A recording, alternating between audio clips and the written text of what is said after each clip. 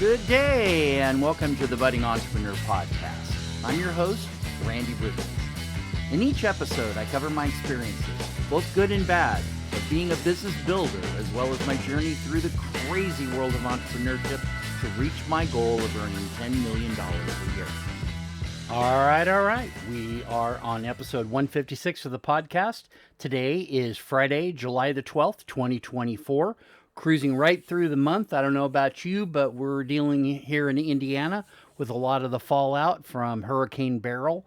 Our hearts go out to everyone that has been affected by it, and hopefully everything turns around for everyone as quickly as possible. I have friends in the Houston area who are still working without power, and they're dealing with a heavy what's the word I'm looking for? A heavy experience with no electricity in the middle of a heat wave. So that kind of sucks, and so we, our hearts go out to everybody. Looking at today's agenda on episode 156, we're going to cover a quote from Robert Collier, and that's going to be a really good quote for you. We're also digging into our business strategies of servant leadership. This month, we're going to, as part of the servant leadership, we're going to actually take a step back and look at this supportive leadership style and what is happening with it, and what's going on, some of the ways that these types of things for servant leadership and coaching leadership, how those two styles blend together and how they work hand in hand. I'm also going to talk about my experience converting from a self-driven management style to a servant leadership style. And I'll be talking about this, going through and looking at some of the different pieces and challenges, and we'll discuss this from an overall business review. Hopefully you find it interesting and certainly well worthwhile for yourself. Looking at our quotes, Robert Collier is an author. He said, "The great successful men of the world have used their imaginations.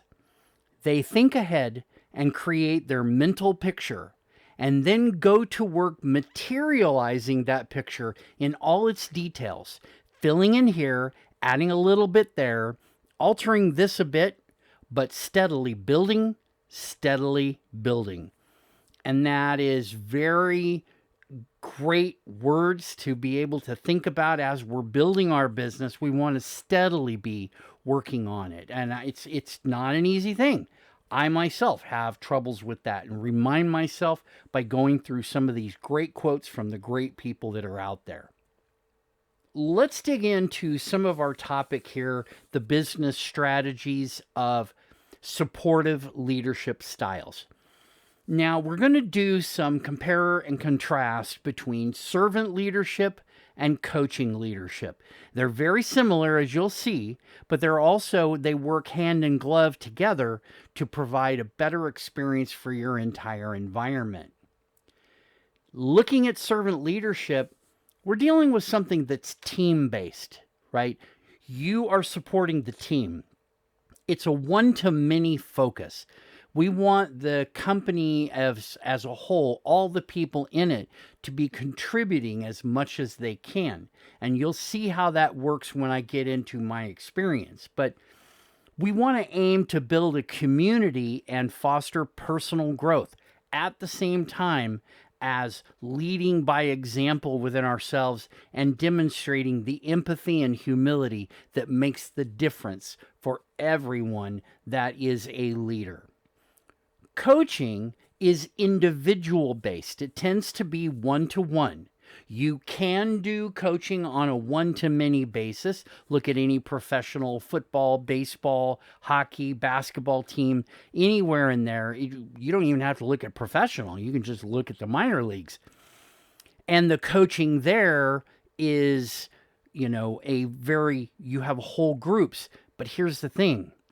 The actual leadership comes from the head coach, and he or she is managing a relationship with each one of the different coaches, the defensive coach, the goalie coach, the forwards, all the different pieces. They're working at the coaching level. Those coaches are then taking almost like a servant leadership role to the people that are below them. So there's an example of how coaching leadership and servant leadership can work together. With coaching, you want to unlock the potential and improve the specific competencies of each person. And remember, everybody is different. They have different strengths, different weaknesses. They develop in different ways. So if you try to take a across the board, you might have some problems with coaching, and even servant leadership might have a problem because that's a community, and community kind of subverts the individual to the group in a certain sense. Not completely, but in a sense.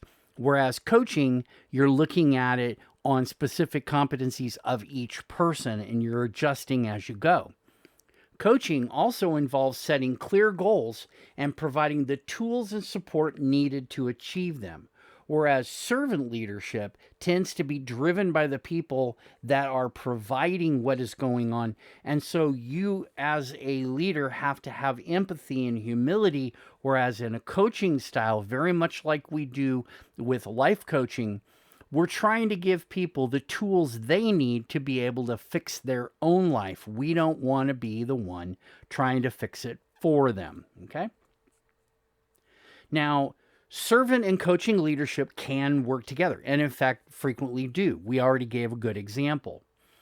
But essentially, servant and coaching leadership work really well in professional development programs where you're creating a comprehensive development program. Comprehensive meaning group level as well as individual level. And it might be multiple groups, right? Some people are in their own leadership group and then they have to deal with the people below them and work with them to bring out their leadership capabilities. And then the people at the bottom, figuratively speaking, are also developing their own leadership skills. Okay? And another way they work together is team building activities. You want to use servant leadership to build trust and cohesion while using coaching leadership to provide specific guidance and feedback during your team building activities. Performance reviews are also a great way they work together. You can implement servant leadership principles to create the supportive atmosphere you need, and then coaching leadership to provide constructive feedback and to set development goals. Notice how these are very different, but how they work together. Another area is mentorship programs. I believe everybody should have a mentor. You might not always have to have a coach, but you should always have a mentor, somebody who understands what you go through on a regular basis. Then servant leadership can help establish the culture of mentorship. That's why SCORE, SCORE, it used to be about retired executives. They've branched out to that. And so now people that are subject matter experts tend to be involved. And so that culture that they're doing of mentorship is a servant leadership style. Coaching leadership can be the framework of the mentorship sessions. Okay, so one is dealing with culture, how you deal interactively, versus framework, how you stair step through your process. And finally, servant and coaching leadership can work together in change management. As you'll see, organizational change will bring about certain types of other changes where servant leadership can help maintain morale and cohesion.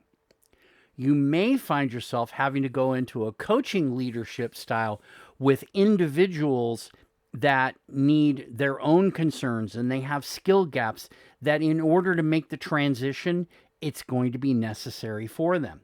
So this is how coaching and leadership can work together on an individual basis. I'd like to open up my own story so that we can explore my internal challenges together and look into some of the difficulties and some of the benefits that came with my transitioning from a self-driven management style, where I was making all the decisions, to becoming a servant leader. I want to make something kind of clear. I don't use only servant leadership today. The needs of my business have changed. It is completely structured differently. I'm working with different clients now, and they have different needs. So it changes the way that my own team has to function. So when you're looking at your own style and you're trying to integrate maybe some of these ideas, keep in mind that not every type of a business will be able to use this. And we'll talk a little bit more, but the overall topic here is coaching versus servant leadership as part of this whole style. So let me jump back a few years to a point where my own business had to seriously change if we were going to survive. Now, I'd been living and working in Silicon Valley for quite a few years. I'd seen the Y2K insanity, which gives you an idea of how far back this goes, and as well the dot-com crash of 2000 to 2003. And obviously, the financial crash came in 2007 that started in California and literally rolled around the world more than 3 times before it started settling into some sense of normalcy. But it was during the years following 2008 that I made a big transition because of the way the market had worked. And I transitioned away from the traditional tech companies that were dying on the vine into something that made a lot more sense for both my clients and myself. Over a roughly 2 to 3 year period, I made the move from managing a small 3-person team with one remote worker to overseeing a 10-person all-remote team. Now, keep in mind, remote was something only the largest companies did at that time, and it was early in the process of my own growth as an entrepreneur, so I made some mistakes. I had certain things that I could see differently than others, and in the interest of brevity, I'm going to just simplify a lot of this. Understanding the self-driven management style is key. That's what I was using before all of this began. I started my journey as a leader, and my management style was all about centralized decision making. It's what everybody did, it's what everyone I had seen had done, and it just kind of fell into that same mindset. The gig workers and some of the remote workers had not kicked in. So typical hierarchy was built around this, okay? And I believed that by making all the decisions myself, I could maintain control and ensure that everything ran smoothly. Now, the approach had its advantages. It was efficient, and I felt in control of almost every aspect of the business. With a small team of 3 people, that style worked well. We communicated easily, and I could quickly implement my own decisions, and my people could do it with me. However, as our business started to grow and we expanded into a few new areas, I realized there were a lot of limitations to this approach, and I felt them every day. The pressure to make every decision was exhausting. It had been before, but it was kind of the way you did things. So I fell into that same trap, and it was very, very quickly clear that the style wouldn't scale well with a larger team. So I started studying, and I heard about this thing called servant leadership. Originally, it kind of came out of the church mindset. And, I looked at it, it flips the traditional leadership model on its head. Instead of a team serving the leader serves the team. And I thought, you know what? If the team starts making the decisions and I am able to decide from a few of those and drive the team down that path, it's going to save me a lot of time, a lot of headache too. The idea resonated with me because it prioritized the growth, the well-being, and the development of the various team members. It promised to create a more engaged and motivated workforce. Now, that was something that I saw that was super advantageous because by empowering and supporting my team, I could foster both a productive and a positive work environment. That was one of the challenges that self-driven or self-managed style or whatever you want to call it, that lost out on. A lot of times the work environment wasn't all that positive because you were literally driving people down the path. And ideally, the benefits of servant leadership would be clear. We're getting improved team morale, enhanced creativity, and stronger loyalty. That was key. especially as you start growing over 5 employees. But I got to tell you, this transition was not easy. One of the biggest challenges for me was letting go of the control. I had to learn to trust my team and delegate the decision making power, which was a huge shift from my previous style. Trusting others to make decisions was difficult. No matter how good they were and experienced they were, it was still a difficult thing, especially with the high impact nature of my work that was super interruptive for clients when mistakes happened. And that was a real tough thing for me. Building trust and empathy required me to develop stronger relationships with my team. And it included a lot of listening to their concerns and understanding their needs in order to be able to filter and adjust what actually made a difference when they were giving me their ideas, their leadership style. Obviously, there are some practical steps for a transition.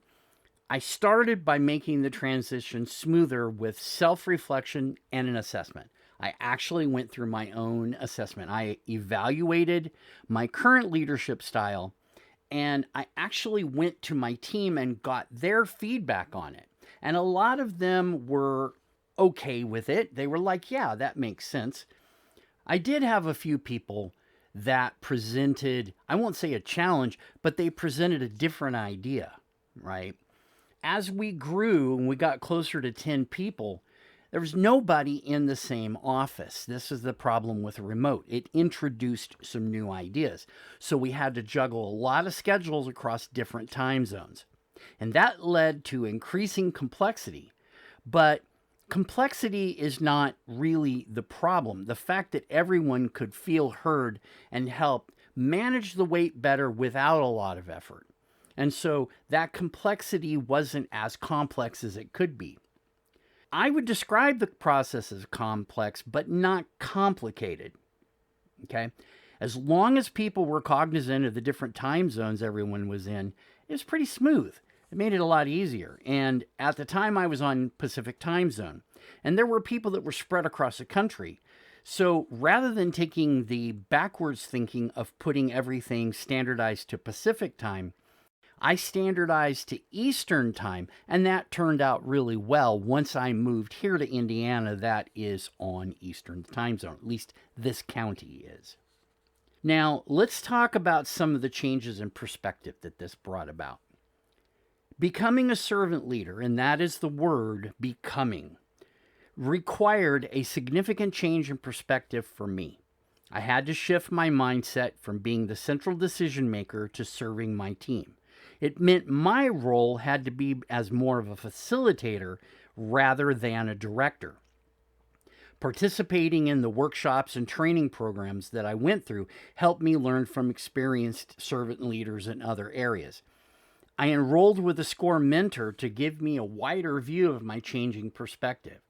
With his guidance, we were able to implement changes gradually, introducing servant leadership principles incrementally and monitoring progress along the way. Because I met with him once a month, I could see and talk about the changes as we were dealing with this. Now, another thing was that embracing my own vulnerability was critical. I had to be open about my own limitations and mistakes, and that's so that my team could have a perspective when they're presenting me with an idea, what I might be more resistant to or what I might be more accepting of. And it fostered a lot of trust and openness with the team, but it did drag down my own contributions. I was making a lot of changes and not able to focus on the type of consultations that my clients wanted me to be involved. And another change involved focusing on long-term growth as a priority. I wasn't just aiming for short-term results anymore. I had to invest my time in mentoring and coaching as well for my own consultants. I had to make sure they had the kind of mentoring and coaching they needed. Now, that shift helped them develop their skills and grow professionally, which ultimately benefited the entire business. That's an overview of the process I went through. Again, it was a 2 to 3 year process. This is kind of a overview look at my journey of the transition to servant leadership. Now, as a wrap, I have to say it was a challenging path. It was filled with internal struggles and changes in perspective, but the impact on my team and the business was transformative. It created an environment where everyone could thrive best. Now, there is one other thing that I want to bring to the table as an idea here. And this is something as a challenge that you might face anytime you're dealing with this kind of a fundamental change in thinking, working, and doing. The people who had been with my company the longest, the ones that had learned and worked under this self-driven concept that I had of management when I started, were the most resistant to accepting this because now they actually had to take on the responsibility of being the elder statesman in the company. They couldn't just focus on their performance on the job. They actually had to become part leaders in how the business focused. And that was both good and bad. I did lose one person that was really key. That's why this lasted as long as it did, is I had to go back through and find someone to fill that gap. I didn't have anybody within the team that I could bring up into that gap. Their skills were lower than they needed to be for that. And so I felt that I needed to go outside, which slowed everything down. On top of what I was learning, it changed my interviewing style. It changed the questions that I asked. It changed how I evaluated this person to come in to my company. And so these types of things, when you're making these fundamental changes in just about anything, you have to realize, and I had to learn it the hard way, is that it's holistic. The holistic business, the entire business, may be under review when you make this kind of a change. That being said, if you're in a position where you are self-driven and you want to go to something else, we talked about the coaching style and we talked about servant leadership. One of those two is really going to resonate with you most likely, especially as you begin growing. Next month, we'll be talking about a different style that goes with servant leadership that's for, let's just say, more mature companies that they have a larger footprint, they have a wider diversity of how they go through and work with their clients, and they are implementing at a completely different level. Many times they're working on scale rather than growth. But we'll talk about that next month. I hope this trip down memory lane has been helpful for you. Next week, I'm going to bring in some different thoughts from a friend of mine. I'm not sure yet if he's going to go through a full interview with me, full conversation, or if we're just going to have notes and I'm going to kind of put it together. But he's been involved in servant leadership inside of companies, inside the church, inside of other groups. He's very involved, and he's a business owner himself, and he uses a servant leadership mindset in his business himself. So he's perfect to bring into the conversation and make it available to you. So that wraps up our business strategy section of the podcast. Going into review, we did our quote from Robert Collier. We talked about the supportive leadership style of both servant and coaching. We also went through some information, my own personal story about going into servant leadership. Now, again, I want to kind of reinforce something that might not be clear to some. I still do not always use servant leadership. It's a major part of what I'm doing, but there are times when I have to use other styles, and we'll get into that a little bit later on. For now, I want to thank you very much for everything. I want to wish you the best in your health, your wealth, your business, your family.